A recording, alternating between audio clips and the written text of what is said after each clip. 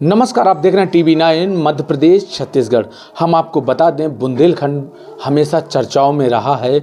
उसी बुंदेलखंड की बात करें तो बुंदेलखंड से बागेश्वर धाम के पंडित धीरेन्द्र कृष्ण शास्त्री भी बड़ी चर्चा में रहते थे। तो अब बात करेंगे ब्रह्मेश्वर धाम के पीठाधीश्वर लवलेश तिवारी जी आज हमारे साथ हैं।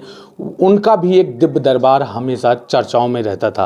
आज वो हमारे साथ हैं, लवलेश तिवारी जी हैं। उनसे हम बात करने का प्रयास करेंगे और उनकी कथा है जो कहाँ चल रही है, छतरपुर में। जय जय श्री राम, जय जय ब्रह्मेश्वर धाम की। श्री हाथीवान जी महाराज एवं बालाजी सरकार की कृपा आप सभी भक्तों पर सदैव बरसती रहे। श्रीमद् भागवत कथा का आयोजन 7 दिवसीय आयोजन ये हमारे जुगल किशोर यादव जी यादव परिवार में Chhatarpur 4 line Mahoba road Mahto petrol pump के बगल में ये साप्ताहिक ज्ञान यज्ञ की रसमयी धारा निरंतर बह रही है, जिसमें आज तृतीय दिवस की वेला में आप लोग कथा श्रवण करेंगे।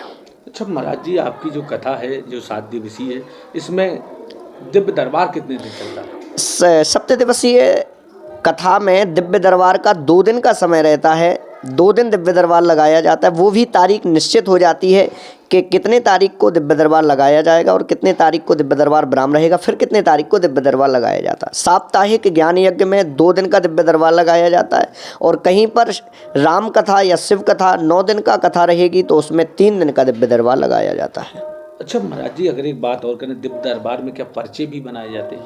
बिल्कुल बनाए जाते हैं। आदेश आता है तो आदेश के ऊपर दिव्य दरबार में प्रश्न और प्रश्न के साथ उत्तर उनका पर्चे पर लिख करके आता है। और यदि आदेश नहीं आता है तो मैं कोई भगवान नहीं हूँ।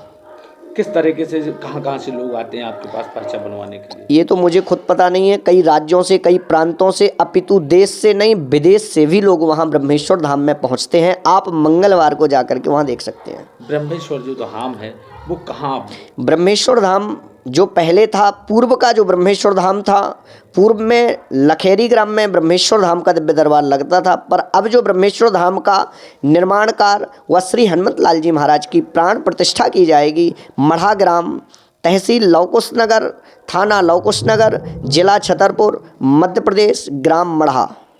अच्छा, ग्राम मढ़ा है जो लव कुश नगर के पास है। वहाँ लोग अपनी मुराद लेकर जाते होंगे, तो वहाँ किस किस तरीके से नारियल या कुछ भी मानते हैं? देखिए, यदि कोई प्रेत से बाधित है तो काले कपड़े में नारियल 7 लौंगे गुलाब का पुष्प बांध करके वो श्री हनुमत लाल जी महाराज के चरणों में रख देते हैं। और जैसे ही वो नारियल रखते हैं और उनको अपने आप सवारी बनना प्रारंभ हो जाती है। अच्छा महाराज जी, एक चीज़ और है, जैसे हम कई धामों की बात करें, छतरपुर या अन्य जिलों की बात करें, जहाँ जहाँ धाम है, उन धामों में एक ये रहता है रूल टाइप या नियम कि 11 दिन 21 मंगलवार या 51 बार यहाँ पेशी करना पड़ेगा। तो क्या ऐसा आपके धाम में भी? बिल्कुल नहीं है। पेशी ऐसी लगाने का कोई, हाँ पेशी लगाना है तो श्री हनुमत लाल जी महाराज के श्री चरणों में पेशी लगाना है। पेशी क्या दास के चरणों में लगाना है? दास में तो ये क्षमता ही नहीं है कि किसी का सिर भी ठीक कर सके, बिल्कुल भी नहीं। श्री हनुमान जी महाराज के चरणों में आपको पेशी लगाना है तो हनुमान जी का मंदिर व हनुमान जी का आश्रम जगह जगह सर्वत्र, हर क्षेत्र, हर राज्य, हर प्रांत, हर जगह, हर ग्राम में, छोटा सा भी ग्राम होगा, किसी भी देवी देवता का मंदिर मिले या ना मिले, पर हनुमत लाल जी का मंदिर जरूर उस ग्राम में मिलेगा। तो आप अपने ग्राम में भी जाकर के श्री हनुमत लाल जी महाराज के चरणों में प्रार्थना कर सकते हैं। या फिर आदमी अपने घर में भी, अपने मंदिर में, घर में भी कई मंदिर रखते हैं। देखिए, घर में तो नहीं, ऐसा प्रावधान नहीं बताया जा सकता, पर मंदिर में जाकर के श्री हनुमत लाल जी का जहां पर मंदिर है वहां पर रख सकते, क्योंकि कलयुग के 2 खंभा हनुमान जगदम्बा, कलयुग में 2 ही खंभे हैं, माँ जगतजननी और हनुमत लाल जी महाराज, जो कलयुग की रक्षा कर रहे हैं। तो आपको हनुमान जी के श्री चरणों में जाना पड़ेगा। अच्छा, एक चीज़ और होता है, हमेशा लोगों की एक लालसा रहती है, किसी भी बोले महाराज जी से डायरेक्ट मिलो तो ज़्यादा अच्छा होगा, और वो भरोसा कम करते हैं। जैसे मंदिरों की बात करें तो आपके धाम में जाएंगे, मगर जब तक आपसे नहीं मिल लेंगे तब तक लोगों को ये लगता है कहीं अधूरा रह गया हमारे मन में।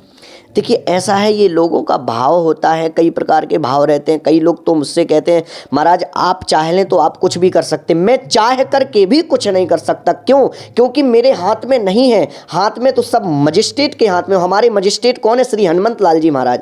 हम तो एक छोटे से उनके सेवक हैं। हम तो मात्र हनुमत लाल जी तक आपकी प्रार्थना कर सकते हैं, आपकी अर्जी लगवा सकते हैं, आपको नियम बता सकते हैं, अपितु आपका कल्याण नहीं करवा सकते, आपके प्रारब्ध को नहीं बदल सकते। प्रारब्ध को बदलने वाले केवल हनुमत लाल जी महाराज हैं, जो आपके प्रारब्ध को बदल सकते हैं। कल छतरपुर में कथा के बाद कब दरबार लगेगा? कल का जो दिव्य दरबार रहेगा वो सायं 4 बजे से लेकर के और संध्याकालीन बेला 6 बजे तक दिव्य दरबार रहेगा। फिर भक्तों के ऊपर है कि कितनी अर्जियां लगना है, क्या है। जिस प्रकार से बब्बा का आदेश आएगा, जिस प्रकार से श्री हनुमंत लाल जी महाराज कृपा करेंगे, पूज्य गुरुदेव भगवान की कृपा होगी, श्री हाथीवान जी महाराज की कृपा होगी, उसी प्रकार से दिव्य दरबार लगाया जाएगा। जैसे कल मान लो हजारों लोग कथा में आ गए और दिव्य दरबार का समय 6 बजे के बाद अगर भी जो बचे हैं तो उनका क्या दिव्य दरबार में इंतजार किया जाएगा उनका? बिल्कुल किया जाएगा। उस प्रकार से समय कोई निश्चित किया जाएगा, क्योंकि दास को श्री हनुमंत लाल जी महाराज की भी सेवा रहती है। जिस प्रकार से समय निश्चित होगा और यदि आदेश आएगा, देखिए मेरे पास समय है, मैं 12 घंटे समय दे सकता हूं, लेकिन यदि ऊपर से आदेश नहीं आता तो मैं तो केवल दास का ही दास हूं, पहले से भी दास था, आज भी हूं। फिर मैं कुछ लिख नहीं सकता, किसी के बारे में बता नहीं सकता, किसी का पर्चा नहीं बना सकता। यदि आदेश आ गया तो आपका पर्चा बना सकते तो क्या उस जो भीड़ रहेगी कथा से, जैसे हमने अन्य धामों की बात होती है, भीड़ से बुला लेते हैं लोगों को? बिल्कुल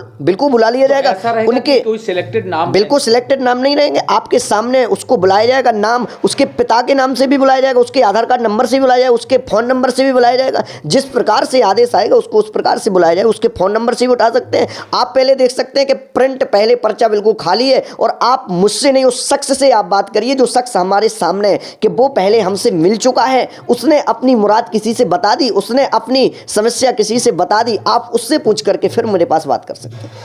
मतलब जो भी वहाँ भीड़ रहेगी बिल्कुल उन्हीं में से उठाते जाएंगे बिल्कुल करके? बिल्कुल उठाते जाएंगे। ये नहीं रहेगा कि सिलेक्टेड नाम? बिल्कुल सिलेक्टेड नाम नहीं रहेंगे वहां पर। तो ऐसा रहेगा, मैं किसी को भी जिसका आदेश आ जाएगा, जी आप कहें कि इस व्यक्ति को उठा दीजिए, नहीं उठाऊंगा। क्यों? क्योंकि उनका आदेश आएगा तभी उठाऊंगा, मैं अपनी बात से नहीं मुकरूंगा।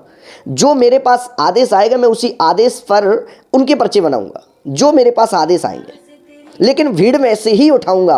और जितने वक्त आप उससे पूछ सकते हो कि वो हमसे पहले से मिल चुके, या ब्रह्मेश्वर धाम में उन्होंने पहले अर्जी लगा चुकी, या कभी मिले, किसी से समस्या बताई, आप उनसे बात कर सकते हैं। पूरा लाइव रहेगा कल? पूरा लाइव रहेगा दिव्य दरबार। श्री ब्रह्मेश्वर धाम दिव्य दरबार ऑफिशियल चैनल पर दिव्य दरबार बिल्कुल लाइव चलेगा और श्री फेसबुक पे भी लाइव चलेगा। ये थे हमारे साथ लवलेश तिवारी जी, ब्रह्मेश्वर धाम के पीठाधीश्वर। उन्होंने बताया है कि जो महोबा रोड पर कथा हमारी चल रही है, उस कथा का आज तीसरा दिन है और कल दिव्य दरबार शाम 4 बजे से 6 बजे तक चलेगा। उसी दिव्य दरबार में आए हुए लोगों को भी भीड़ से उठाया जाएगा और उनके कल पर्चे भी बनेंगे। जैसा कि आप पहले भी देखते रहे हैं, यहाँ बागेश्वर धाम में भी लोगों के पर्चे बनते थे, ठीक उसी तरह अब लवलेश तिवारी जी भी पर्चे कल बनाएंगे छतरपुर में अपनी कथा के दौरान। छतरपुर से TV9 के लिए प्रदीप सिंह।